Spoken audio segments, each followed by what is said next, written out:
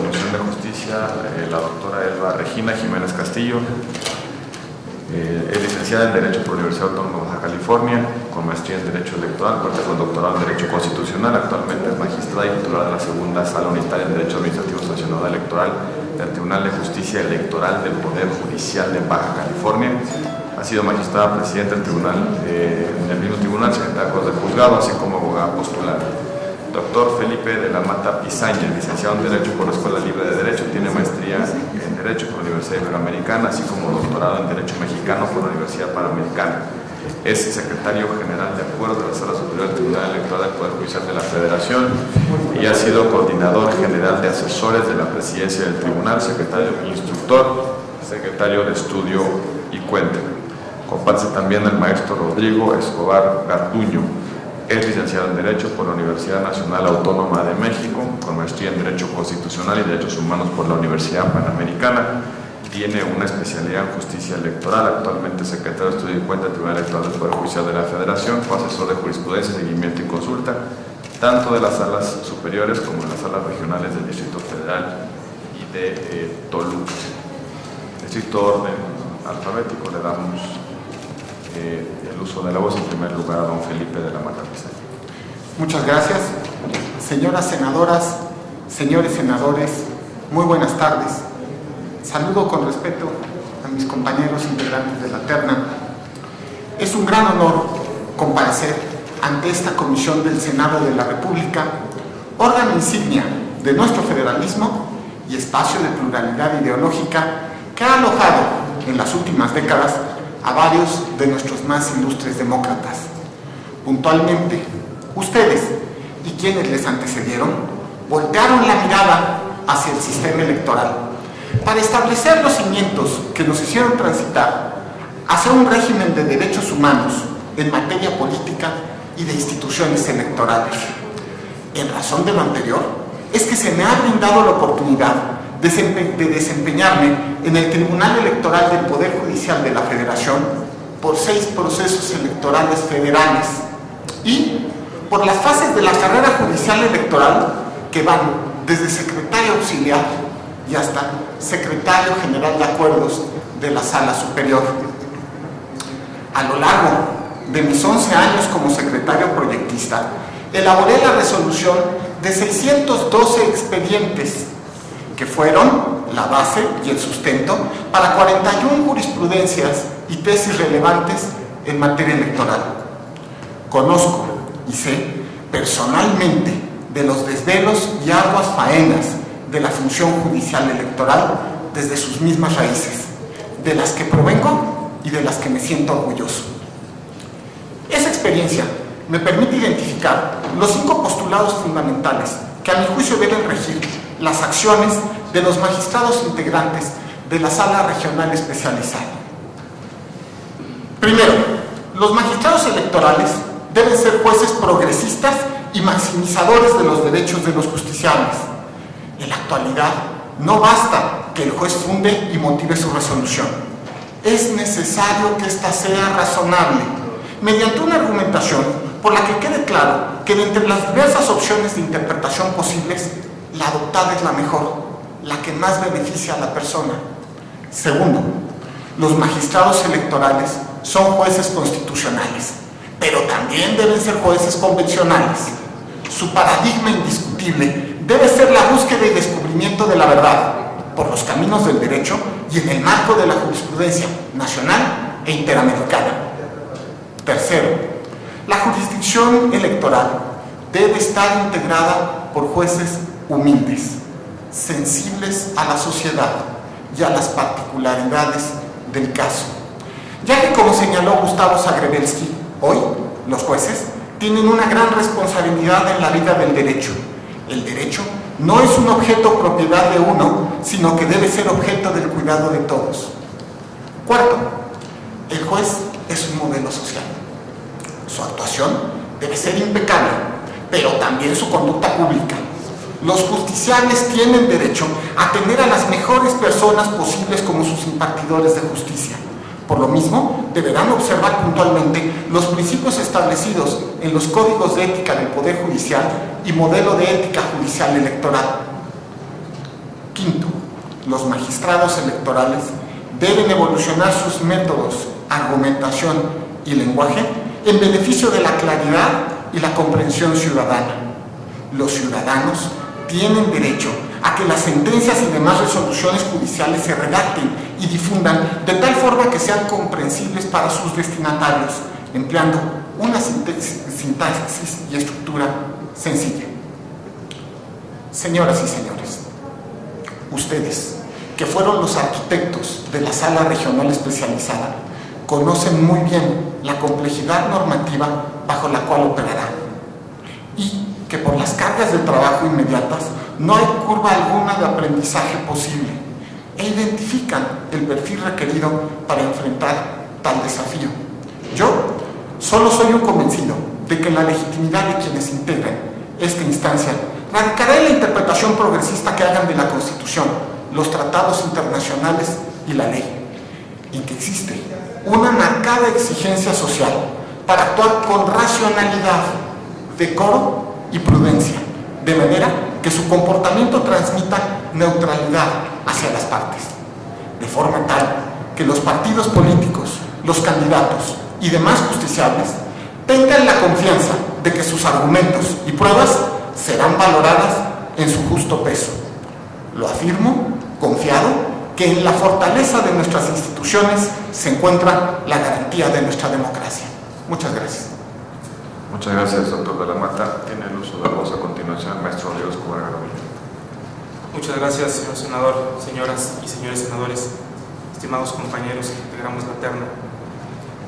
Primero que nada, quisiera exponer los principios sobre los cuales considero debe basarse el ejercicio de la función jurisdiccional. Y son, innovaré al respecto, los principios que se han explorado a la fecha y que deben cumplir todo juez. Son los principios de imparcialidad que implican el análisis objetivo de los casos, el adentrarse en el expediente para saber con precisión cuáles son las pretensiones de las partes, qué es lo que buscan al acudir al tribunal. Un principio fundamental en la función jurisdiccional y más en la función electoral es el de la independencia. El juez debe estar ajeno a cualquier intento de influencia, aun cuando provenga de la propia institución.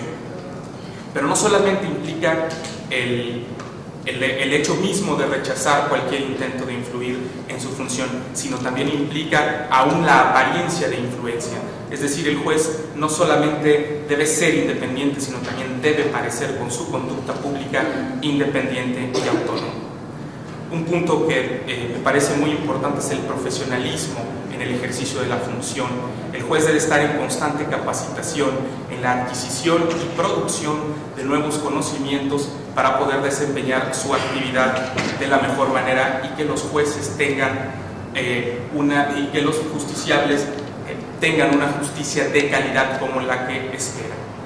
Es muy importante la brevedad y claridad en las sentencias. También el trabajo en equipo y máxime en esta sala por los plazos que tendrá para resolver, el integrar un adecuado equipo de trabajo será fundamental. Si bien comparto una visión principialista del derecho, también estimo que la función del juez es mucho más que simple aplicación de normas. Esta debe estar basada, como lo señalo, en una visión acerca de los principios que subyacen en el ejercicio de la función. No obstante, también es muy importante mantener un adecuado equilibrio entre la voluntad expresada a través de los órganos legislativos y el respeto a los derechos humanos previstos en nuestra Constitución. La Sala Regional deberá ser muy cuidadosa e interpretar todas las disposiciones aplicables en la materia conforme a los criterios que ha señalado el constituyente permanente y que han quedado establecidos en el artículo 1 constitucional. Interpretación pro persona, interpretación conforme, atender a los principios de progresividad, interdependencia, indivisibilidad y universalidad de los derechos fundamentales. Por lo que hace a las sentencias que consideré destacadas en los ensayos que fueron solicitados, quiero destacar el caso de San Luis Zacatlán, que fue una resolución que emitió la Sala Superior del Tribunal Electoral, en la cual se analizó el tema relativo a las elecciones por usos y costumbres, y la Sala Superior fue muy enfática en cuál es la forma en que tienen que proceder los órganos electorales administrativos cuando una comunidad pretenda realizar elecciones a través de este principio, sobre todo teniendo siempre presente el derecho que tienen las comunidades a ejercer y a elegir a sus autoridades conforme a estos principios. ¿Por qué es pertinente e idónea mi candidatura? Permítanme expresarle que desde mis inicios como mensajero y pasante en un despacho he conocido y apreciado que el esfuerzo y la dedicación son los pilares fundamentales para el progreso de los individuos. Cuento con más de 15 años de experiencia en materia electoral que he desempeñado tanto en el Instituto Federal Electoral, donde tuve la oportunidad de participar en la resolución de procedimientos sancionadores, como en el Tribunal Electoral del Poder Judicial de la Federación, en donde he desempeñado los cargos de secretario auxiliar, secretario de Estudio y Cuenta Adjunto, secretario de la Sala Superior y actualmente como secretario de la Sala Regional Distrito Federal del mismo tribunal. Permítanme compartirles este dato, señoras y señores senadores. En 2009 y 2012, en los procesos electorales de estos años, el Instituto Federal Electoral resolvió el 65% de los procedimientos especiales sancionadores a través de alguno de los 300 órganos subdelegacionales que conforman su estructura desconcentrada, y solo el 35% a nivel central. El día de hoy, el 100% de estos asuntos deberán ser resueltos a través de una sola instancia integrada por 3 magistrados.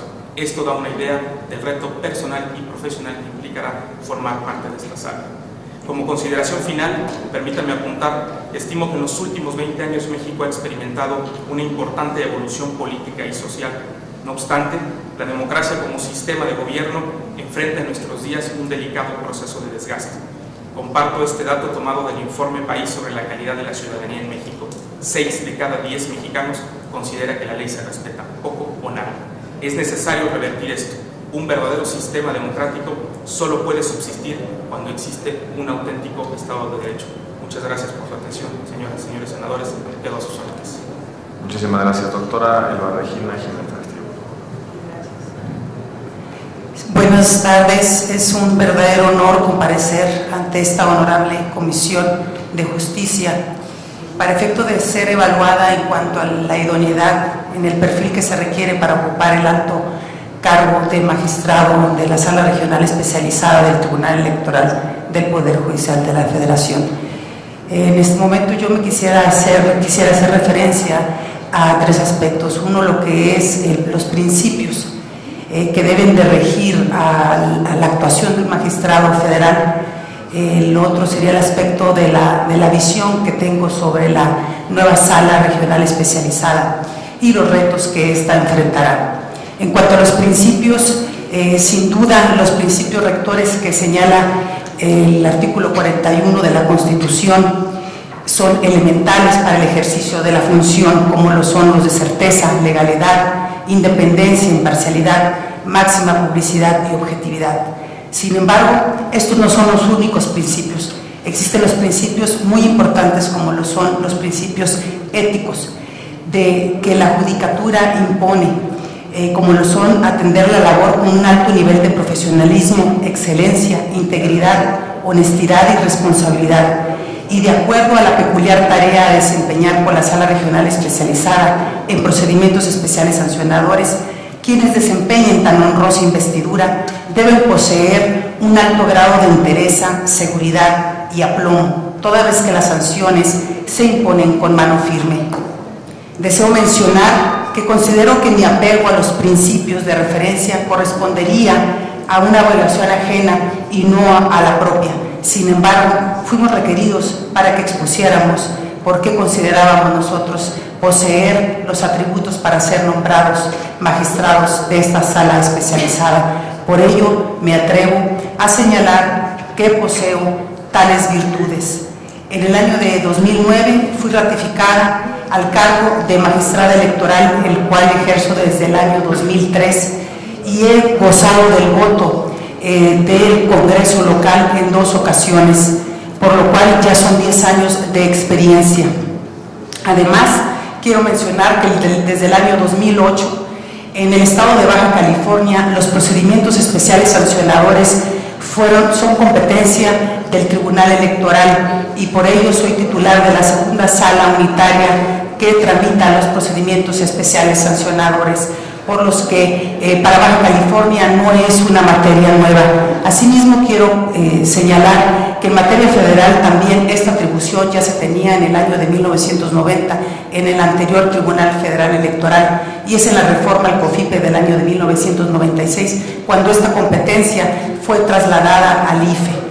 Entonces, no estamos, en el caso de mi experiencia, ante una situación novedosa, sino que se tiene amplia experiencia en cuanto a los procedimientos especiales sancionadores. Esa experiencia me lleva a señalar cuáles pueden ser algunos de los retos que puede enfrentar esta nueva sala especializada, y uno de ellos es la expeditez y la integración de las investigaciones que haga la autoridad administrativa electoral, toda vez que pueden carecer del agotamiento no solamente en las formalidades procesales, sino también en las investigaciones que realice, y por lo que los plazos y esa expeditez se puede ver mermada, por lo que la sala especializada deberá tener mucho cuidado en cuanto al cumplimiento tanto de los plazos que tiene la sala como los que debe de tener el Instituto Nacional Electoral para resolverlos.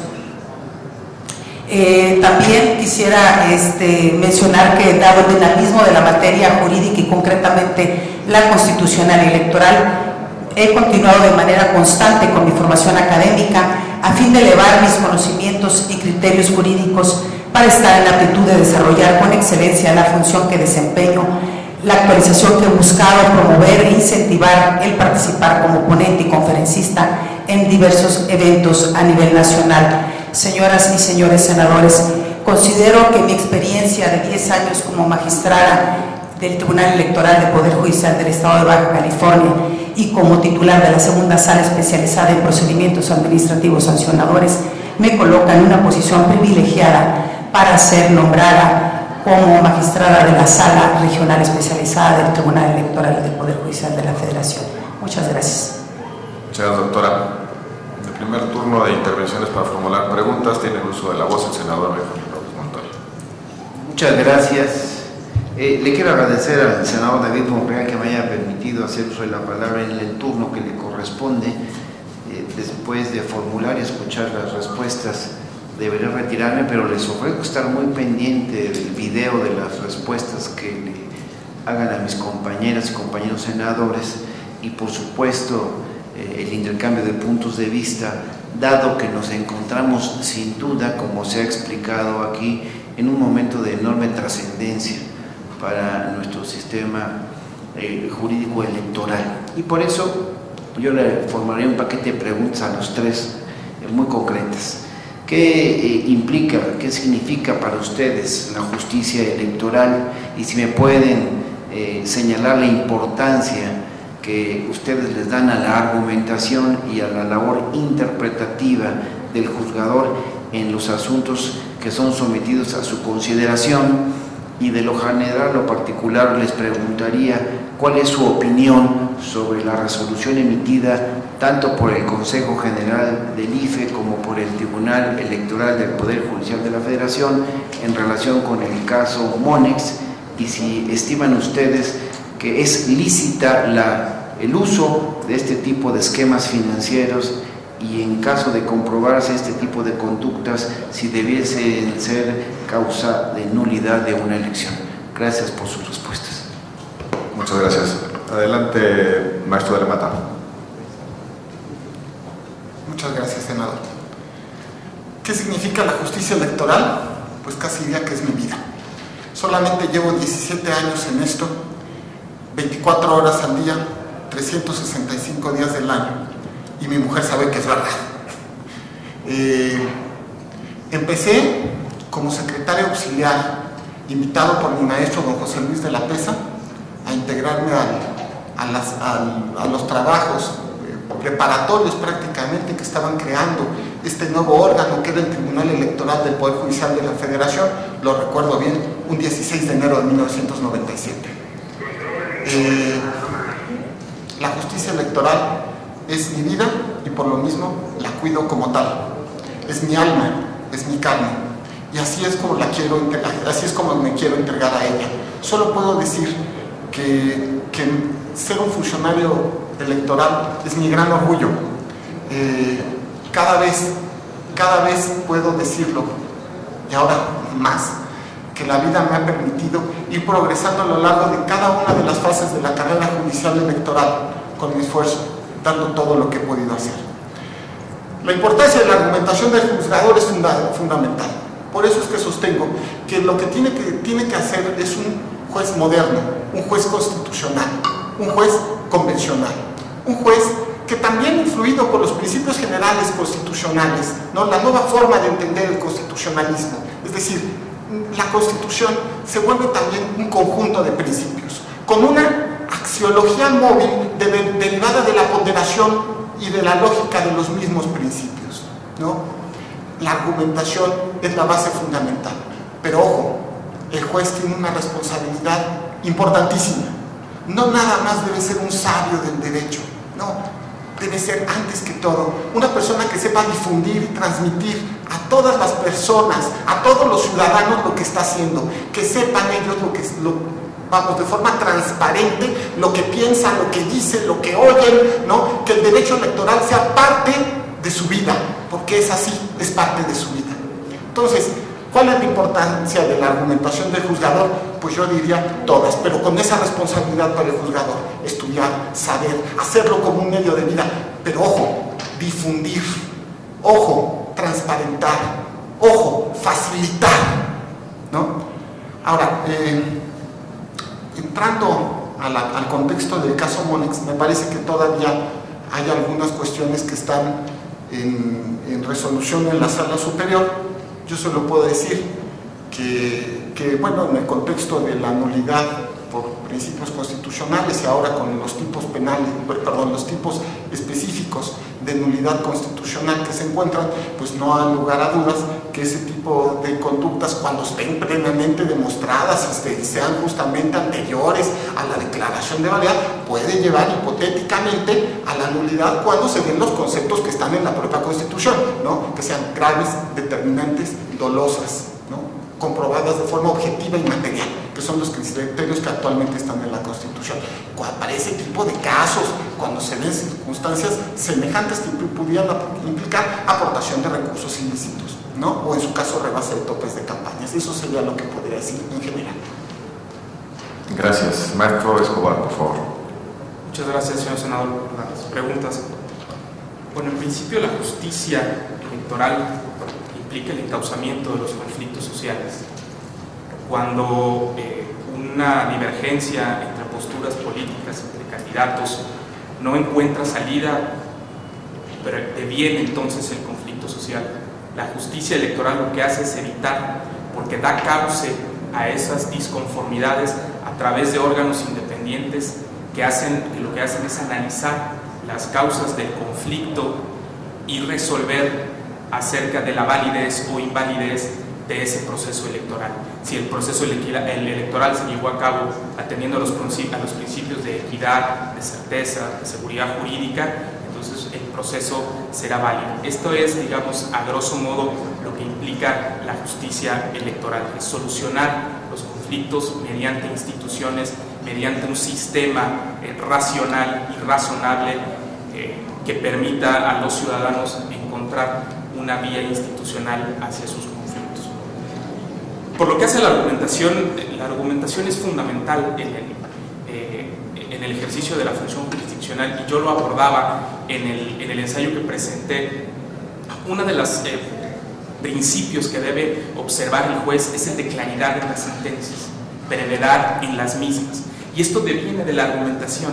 Mientras la argumentación sea sólida, no hay necesidad de abrir un abanico de argumentos reiterativos, de sentencias extensísimas, 400, 500 hojas, que a veces es de suyo complicado primero proyectarlas y después el justiciable leerlas, perderse en ese mar de transcripciones. La argumentación se ha desarrollado últimamente desde un punto de vista científico. Existen una serie de métodos que permiten que haya claridad, precisión, consistencia en las sentencias, que no se incorporen argumentos contradictorios ni de forma interna ni de forma externa, que se atiendan las pretensiones de las partes y que se resuelva conforme a los elementos que obren en el expediente. Por lo que hace al caso Monex, en principio quisiera comentar que por ser un tema de fiscalización de recursos no sería exactamente quizá competencia de la Sala Regional Especializada. Dicho esto, yo estimo que el ejercicio o el uso de recursos de procedimientos financieros, estrategias financieras, no son per se ilegales. Lo son cuando tienen por objeto eludir el cumplimiento de la ley, cuando tienen por objeto generar una ventaja indebida a favor de alguno de los candidatos. En este sentido, considero que efectivamente de acreditarse que ese esquema financiero se hizo con la finalidad de violentar las disposiciones relativas en materia de fiscalización de origen y destino de los recursos públicos y con las calidades que establece ahora el artículo 41 constitucional, pues sí, efectivamente podría acreditarse la nulidad de un tipo de elección. Eso es lo que yo podría comentar. Muchas gracias. Doctora Jiménez, por favor. Gracias. ¿Qué significa la justicia electoral? Considero que la justicia electoral es de vital importancia para la paz social. Considero que quienes imparten justicia en cualquier materia deben de ser personas que tengan realmente, y no me quiero poner romántica con lo que voy a decir, pero que realmente tengan un sentido de justicia en su labor, en la búsqueda de la verdad, para que en esa búsqueda de la verdad realmente exista una impartición de justicia. Aquí en el tema de la justicia electoral no es ajena a encontrar la verdad, y sobre todo en esta sala especializada no va a ser ajena y va a ser de vital importancia poseer esos atributos, ya que al buscar la verdad se podrá sancionar correctamente a la persona que incurrió en alguna falta. Muchas veces, nosotros lo hemos visto en Baja California, en la sala especializada, se presentan muchas quejas frívolas, muchas quejas que los hechos no son ciertos. Entonces depende de la investigación que se haga sobre estos actos en donde se va a poder resolver conforme a derecho. Entonces el juzgador debe de realmente poseer en su corazón un deseo de hacer justicia. La justicia electoral, sin justicia electoral no habría paz social. En cuanto a la cuestión de la argumentación es el lenguaje en el cual se va a comunicar el juez con el ciudadano. Las sentencias son dirigidas a los ciudadanos y por ello deben de tener un lenguaje sencillo, un lenguaje que sea entendido perfectamente por las partes. En la medida que las líneas argumentativas sean sencillas, el ciudadano va a entender mejor las resoluciones y no le va a quedar duda de lo que se está resolviendo. Se señalaba hace poco por un magistrado de la sala regional que esas sentencias de antaño de 300, 400, 500 hojas ya quedaron en el olvido, que de ahora en adelante las sentencias tienen que ser lo más breves posibles para que el ciudadano no se sienta confundido con tantos argumentos que no entienda.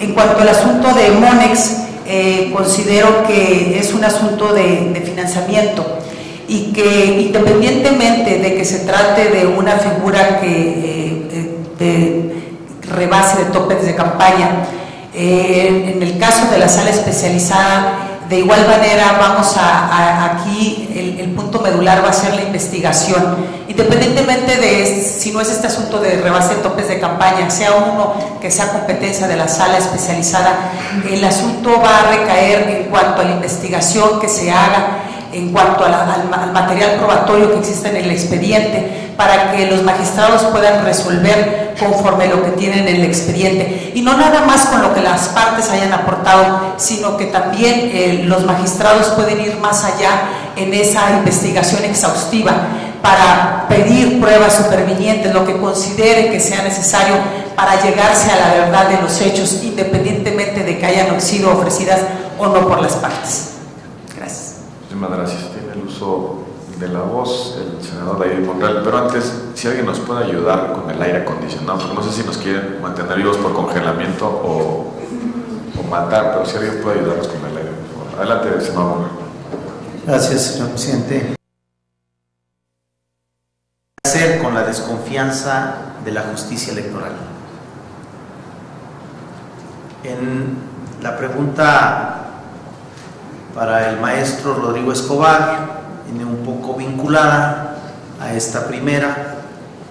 ¿Qué medidas concretas propondría usted para eliminar o reducir esa desconfianza ciudadana entre lo que significa aplicar la ley y hacer justicia? Y la pregunta a la doctora Regina: ¿cuál considera usted que es la línea que diferencia o divide los programas y acciones del gobierno con aquellos que implican la promoción personalizada de los servidores públicos de lo que pudiera ser considerado acto anticipado de pre-campaña o campaña electoral? Esas serían las preguntas. Por sus respuestas, muchas gracias. Gracias, senador. Por favor, proceda, doctor de la Mata. Muchas gracias por la pregunta, señor senador. Decía don José Luis de la Pesa que es una maravilla que haya un tribunal electoral, porque hay dos formas de solucionar los conflictos electorales. Una, que es con un tribunal abierto a la argumentación, a los debates intelectuales y a soluciones jurídicas de los conflictos. Y decía, la otra es con un garrote.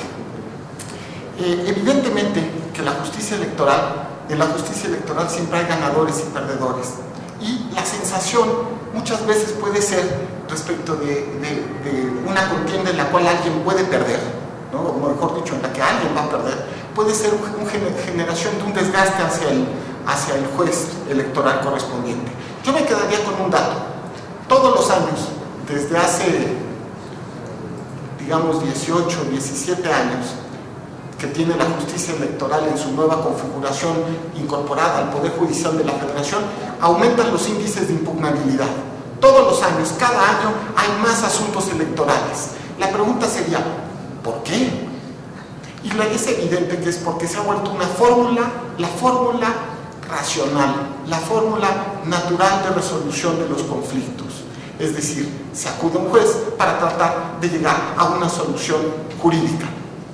Ahora, ¿qué hacer respecto de la desconfianza electoral que pudiera haber entre alguna parte de la ciudadanía?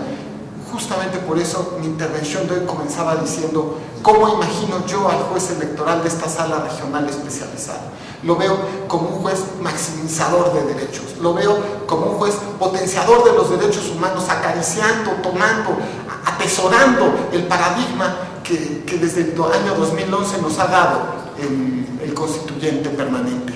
Y lo imagino también como un juez de control de constitucionalidad y de convencionalidad, pero además lo veo como un juez con altísimos estándares éticos. ¿Para qué?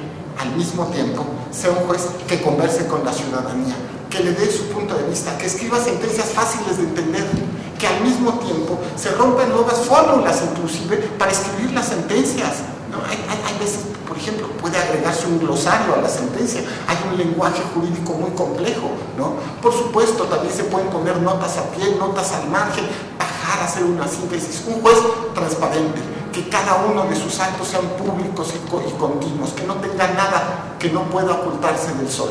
Entonces, yo sería eso fundamentalmente lo que le puedo decir. Estoy seguro que los jueces electorales tienen mucho que aportar todavía a la justicia, tienen mucho que hacerse por nuestro país y sobre todo porque es un derecho de los ciudadanos. Yo me quedaría en eso. Muchas gracias, doctor. Maestro Escobar. Muchas gracias, señor senador. Pues esta pregunta, la respuesta va un poco relacionada con la que hacía el senador Robles hace un momento. La forma de eliminar la desconfianza parte, creo yo, fundamentalmente de la forma en que el juez convence a las partes. ¿Y cómo convence a las partes? A través de los argumentos plasmados en la sentencia. Muchas veces sucede que un tribunal emite una sentencia y después hacen una nota de prensa que explica la sentencia. Si tenemos que recurrir a eso, quiere decir que la sentencia entonces estuvo indebidamente argumentada, porque hay la necesidad de explicarla posteriormente a través de otro tipo de documentos. Es necesario, en esta disyuntiva que se planteaba entre la ley y la justicia, En México hemos tenido una tradición, digamos, positivista de la visión del derecho, heredada de grandes doctrinarios como Hans Kelsen, que han considerado que el derecho es únicamente lo que está en la ley, y derecho es mucho más que eso. Hay principios subyacentes en la norma constitucional, en los tratados internacionales, que es necesario que el juez conozca y aplique en los casos concretos. Y resulta también muy importante tener en cuenta, como lo señalaba yo en mi intervención, el artículo 1 de la Constitución, porque ese es el parámetro a través del cual el juzgador va a poder ejercer este derecho y va a ejercer esta función, y va a permitir también producción de confianza en el electorado. Si partimos de la idea de que hay una serie de principios constitucionales que ya de suyo marcan la ruta que debe seguir el juzgador, entonces vamos a llegar a la convicción de que el juzgador va a preferir hacer justicia, o en la aplicación de la ley se tendrá siempre en cuenta también la generación de justicia, de principios que distribuyan entre las partes las pretensiones que tengan, y que den, como lo decía Ulpiano, a cada quien lo suyo, a cada quien lo que le corresponde. Eso es lo que yo podría comentar. Doctora Jiménez, por favor. Gracias. ¿Cuál considero que es la línea que divide la promoción personalizada? A mí me queda claro que el artículo 134 constitucional establece en qué casos se puede realizar por parte de los gobernantes alguna promoción en sus informes de gobierno, o en los casos en que exista algún problema de salud, o en casos de que exista alguna urgencia, y que además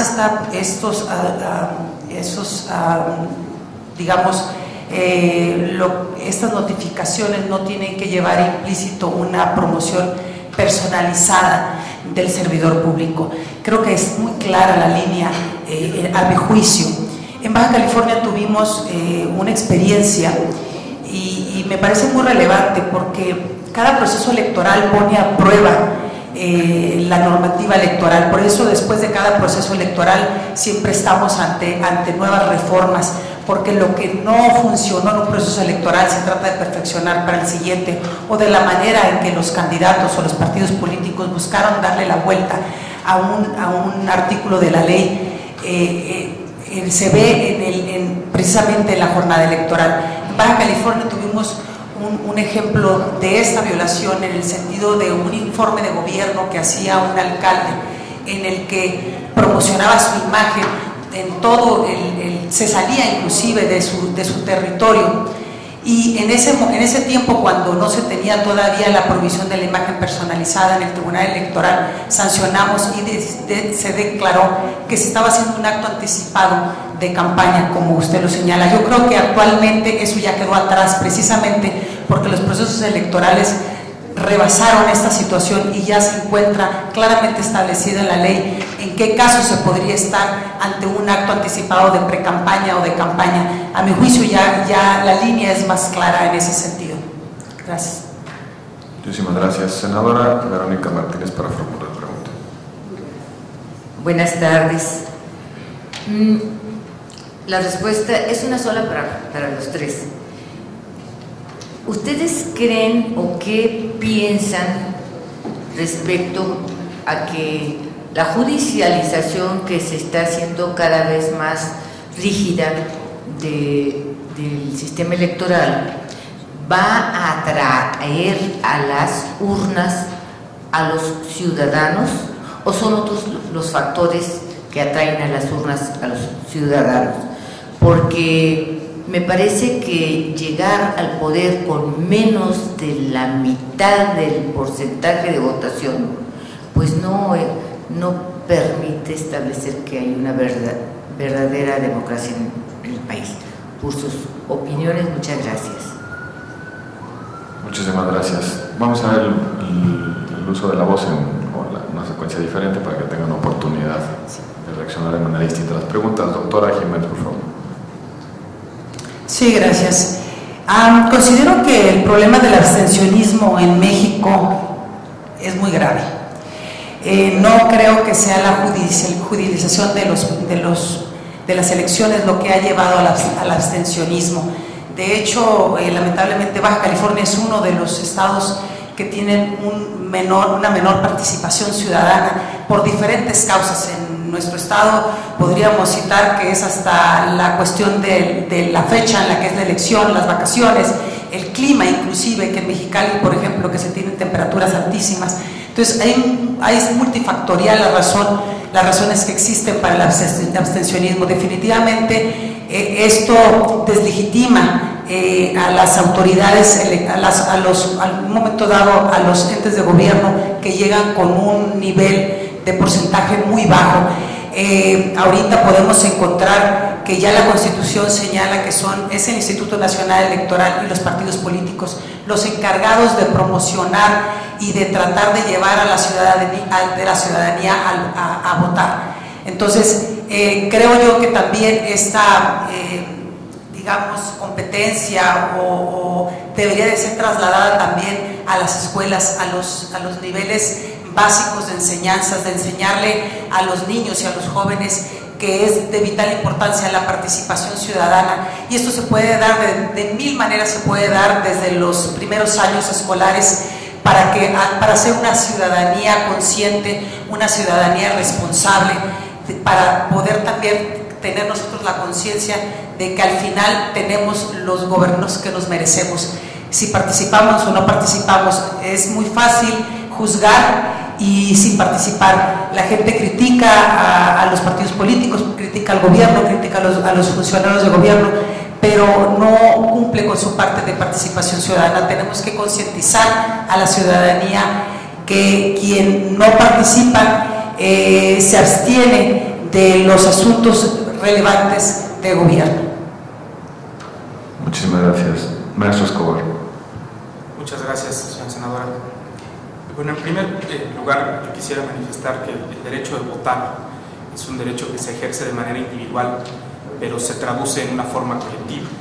Cuando el ciudadano deposita el voto en la urna, deja de ser un solo voto y se conforma o se transforma en una votación que es, a fin de cuentas, el reflejo o la expresión de la voluntad ciudadana. Conforme a esto, cuando existe o se acredita una causa de nulidad, ya sea de votación recibida en casilla o de votación o de nulidad de elección, lo que se está haciendo, y yo considero, no es un conflicto entre el voto ciudadano individual y el voto colectivo. Lo que precisamente pretende la causa de nulidad es empatar ambas cuestiones, que lo que el ciudadano expresó en las urnas y se conformó en una colectividad sea efectivamente veraz, sea auténtico, que esa voluntad no se haya encontrado viciada por ningún elemento.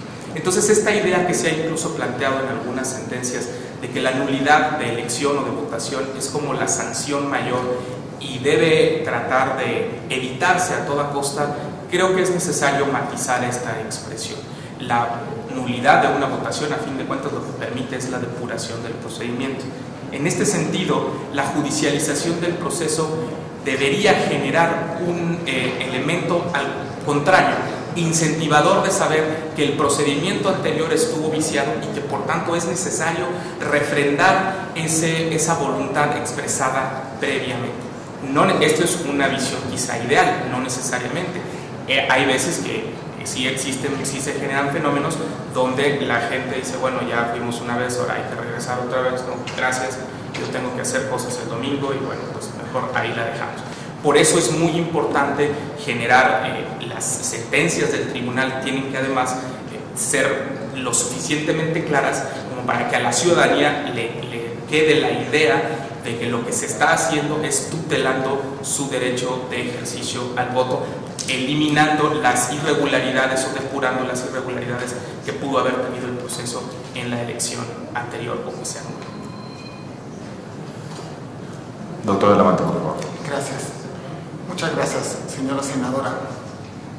El tema de la judicialización es un tema que nos debe preocupar a todos. Yo diría esto, por sí mismo no es algo malo. Lo que sería terrible sería que no hubiera un tribunal electoral, como pasaba hace 27, 28 años, que no hubiera un tribunal electoral que por vía de la aplicación del derecho, que por vía del seguimiento de la Constitución, de la jurisprudencia, de los tratados internacionales, se puedan dirimir los procesos y los problemas que existen alrededor del proceso electoral en su conjunto. Yo confío, digamos así, confío en que, bueno, que el sistema de tutela judicial efectiva es la mejor solución para los conflictos electorales. Diría, no hay racionalmente otra. Sin embargo, sin duda, puede generarse problemas, por ejemplo, de abstencionismo, ¿no? Esto es, desmotivación a la gente al ver que el proceso electoral se encuentra muy debatido. Ojo, claro, los procesos electorales tienen que estar debatidos. El principio fundamental del proceso electoral es eso, el debate, ¿no? La información a la que tienen derecho los ciudadanos y cómo llegan estos a normar su criterio respecto a cuál es la mejor opción posible. Ahora, me parece que para llamar y para terminar con el problema del abstencionismo, por ejemplo, la desmotivación que pueden tener los ciudadanos, lo que tenemos es un tema de corresponsabilidad, por supuesto, de las autoridades electorales, pero también de los partidos políticos, que tenemos que saber hablarle a la ciudadanía, convencerlos y que ellos simple y sencillamente estén seguros que lo que están haciendo es, por supuesto, por el bien de México, pero antes que otra cosa, que estén convencidos de que están actuando, ejerciendo su voto y que su voto vale y cuenta. Y para eso ayuda también la existencia de un tribunal electoral. Yo me quedaría en eso. Muchísimas gracias. Para formular pregunta el senador Manuel Camacho.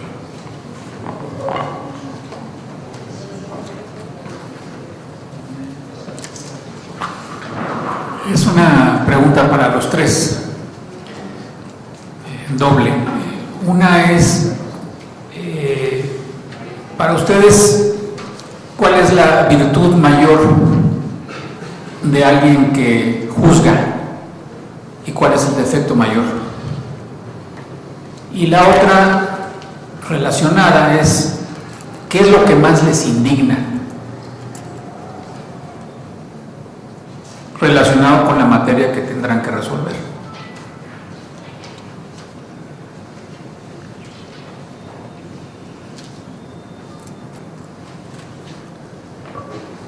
Adelante. Gracias, senador Manuel Camacho.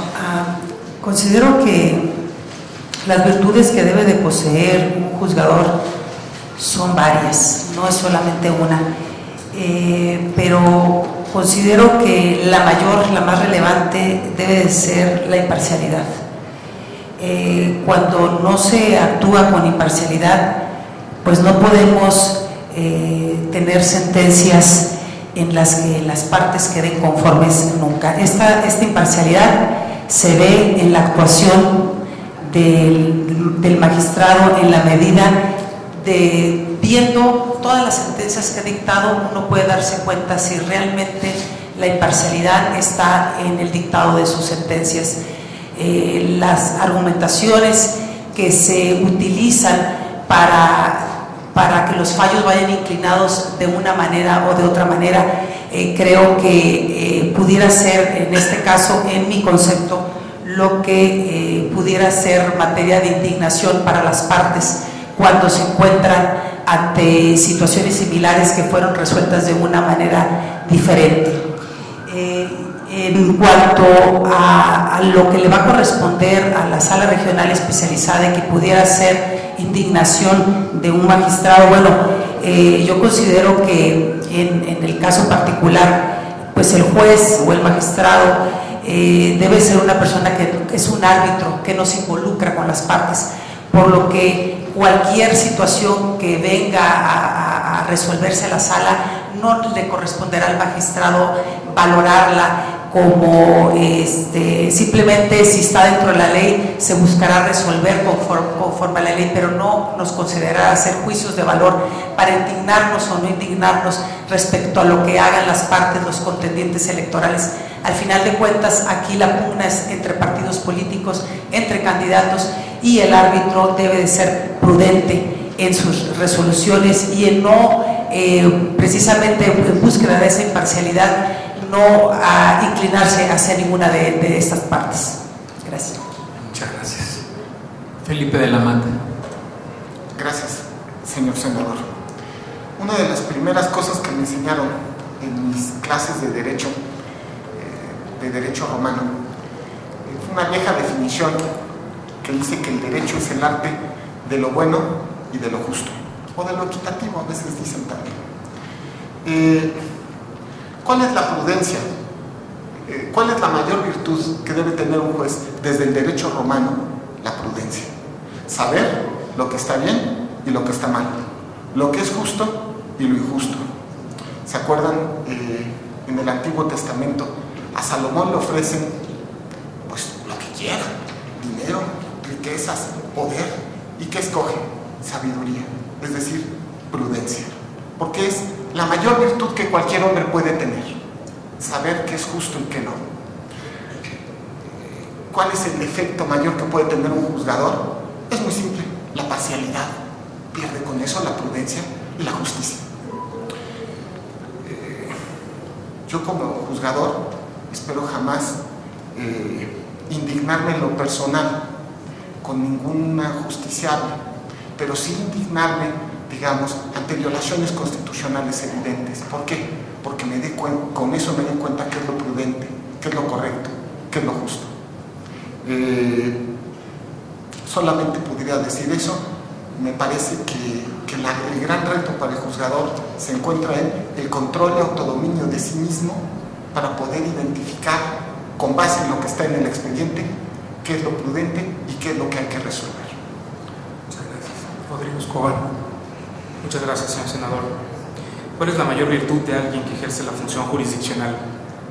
Quizá es trillado, pero sí comparto la idea de que es la independencia, la autonomía, esta equidistancia que debe tener el juez frente a las pretensiones de las partes, el análisis del expediente conforme a sus méritos y conforme a lo que quedó probado en este.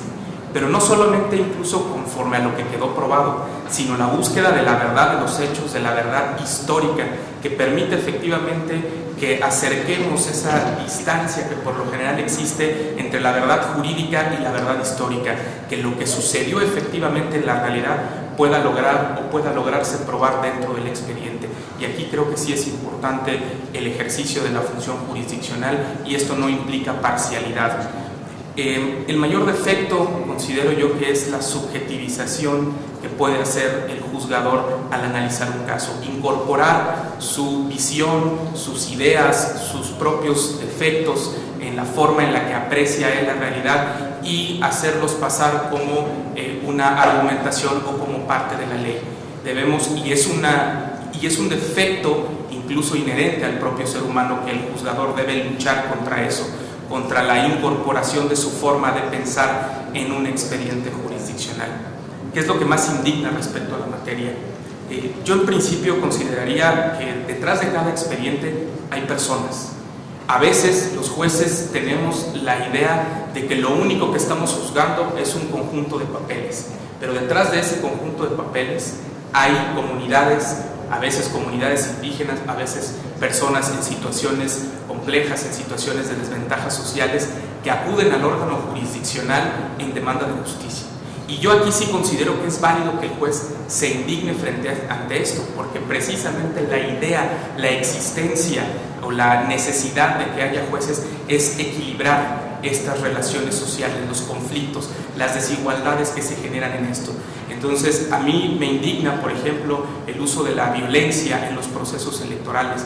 Me indigna la limitación de los derechos de los indígenas, de ciertas comunidades, de las mujeres. Todavía en México tenemos un importante fenómeno de discriminación. Existen comunidades donde a las mujeres no se les permite el voto, donde una comunidad central, digamos, la cabecera, asume la decisión y deja fuera a las demás comunidades bajo una serie de razonamientos que ellos consideran pertinentes. Eso es lo que yo podría. Muchas gracias. Ahora bien, haré uso de la palabra para hacer unas preguntas. Me dirigiré ahorita en primer término a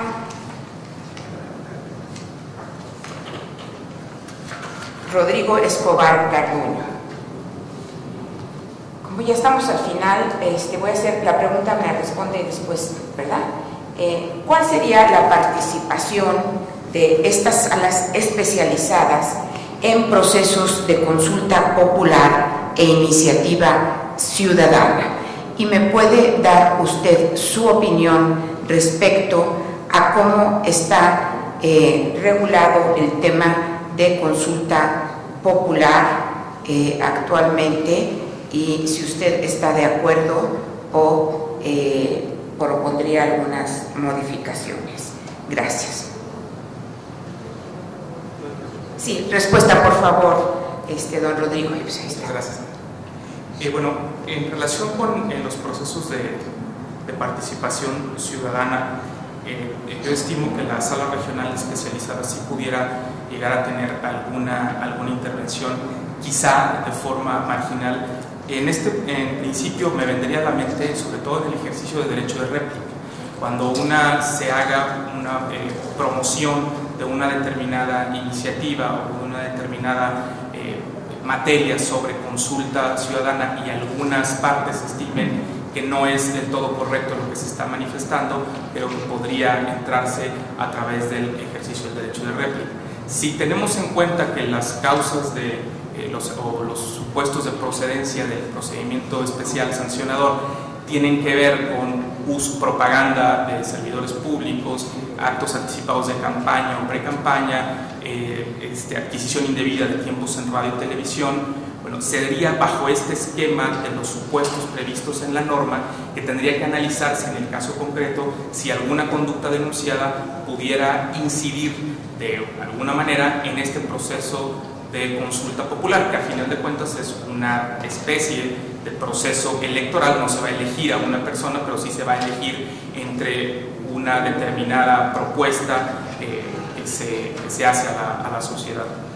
¿Cómo se encuentra regulado actualmente la consulta popular? Bueno, se aprobó la reforma a la Constitución para incorporar como derecho de los ciudadanos participar en consultas populares, y ahí se estableció cuáles son los principios y las bases conforme a las cuales se deberá desarrollar este ejercicio de consulta popular.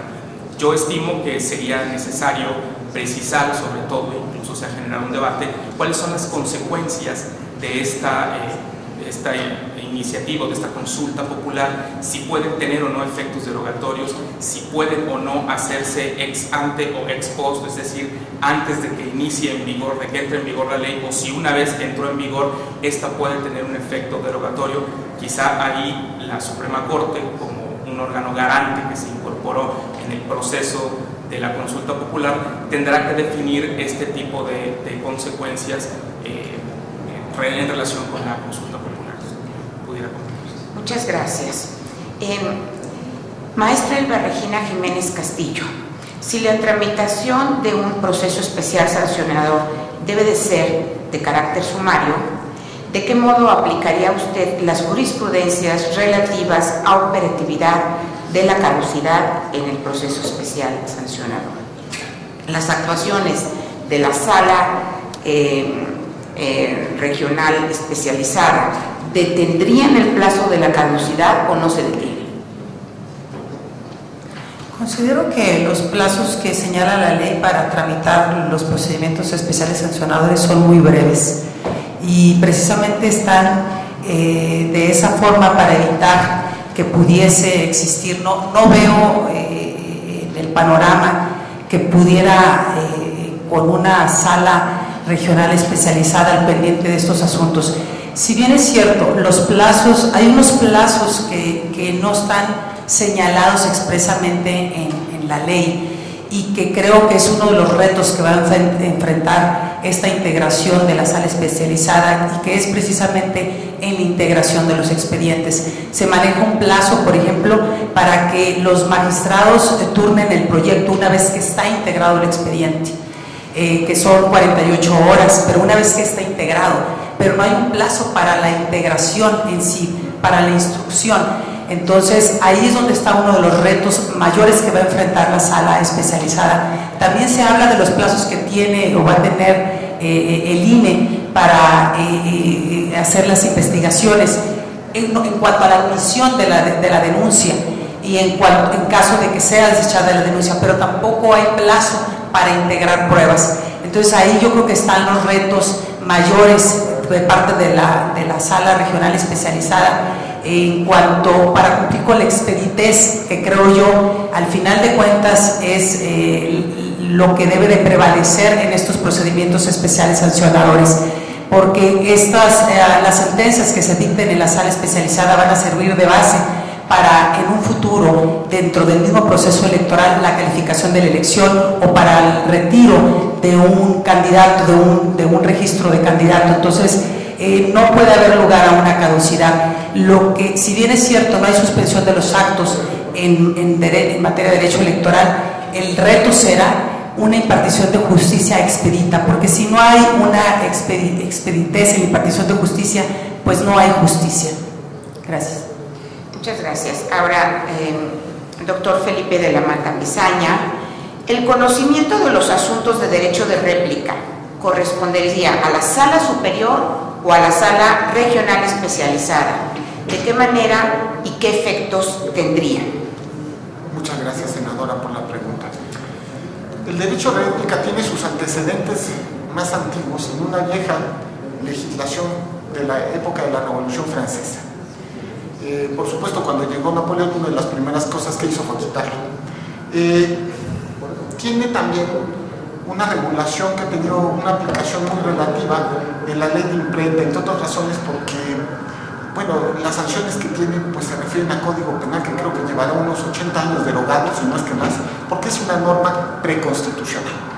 Ahora, en el año 2007 se agregó a la Constitución la posibilidad de ejercer el derecho de réplica. Sin embargo, dice también la Constitución en los términos que marque la ley. Hasta el momento no se ha expedido una ley que regule el derecho de réplica. Sin embargo, la Sala Superior del Tribunal ha sentado dos jurisprudencias respecto del tema. La primera es que el derecho de réplica le corresponde, digamos, debe sustanciarse mediante el procedimiento especial sancionador. Y segundo dice, pero también tiene que haber, esta es una segunda jurisprudencia, tiene que irse primero ante el medio de comunicación y tratar de llegar a una autocomposición, digamos así, con el medio de comunicación. Solo si esto no pasa, se va entonces por vía del PES. Ahora, en la reforma legal de hace unos meses de este año, justamente, me parece, no me acuerdo si es el 19º o 13º transitorio, se adopta el criterio que estableció la Sala Superior del Tribunal respecto del derecho de réplica. Ahora, yo diría sustancialmente que este año la Sala Superior del Tribunal sacó uno de los criterios más importantes en materia de derecho de réplica, que es el SUBRAT 49, justo de este año, en el cual establece quiénes son los titulares del derecho de réplica, refiriéndose a partidos políticos, candidatos, precandidatos, diciendo también que el sujeto pasivo, es decir, el obligado en su caso a dar la réplica, son los medios de comunicación y no los contrincantes, aunque hubo una posición minoritaria de uno de los magistrados de la Sala Superior que dijo algo semejante. Y finalmente, que también esto se cumple por vía de la publicación, en su caso, de la sentencia, de un extracto de la sentencia en donde conste justamente el ejercicio del derecho de réplica correspondiente. Bueno, le corresponderá entonces a la sala especializada, en los términos y contexto que acabo de dar, el resolver en una primera instancia el procedimiento especial sancionador que tenga como contenido el derecho de réplica, o esa me parece que es mi interpretación, y por supuesto esto será posible impugnarlo ante la Sala Superior por vía del recurso de revisión del procedimiento correspondiente. Pues muchísimas gracias. Agradezco a los comparecientes de esta tercera terna. Pido por favor a la asistencia legislativa que los acompañen, y el senador Roberto Gil, por motivo de una reunión que ustedes comprenden, se tuvo que retirar, pero damos por clausurada la reunión de la Comisión de Justicia, donde comparecieron 9 aspirantes a magistrados de la Sala Regional Especializada para ocupar de 3 ternas, saldrá una integración de 3.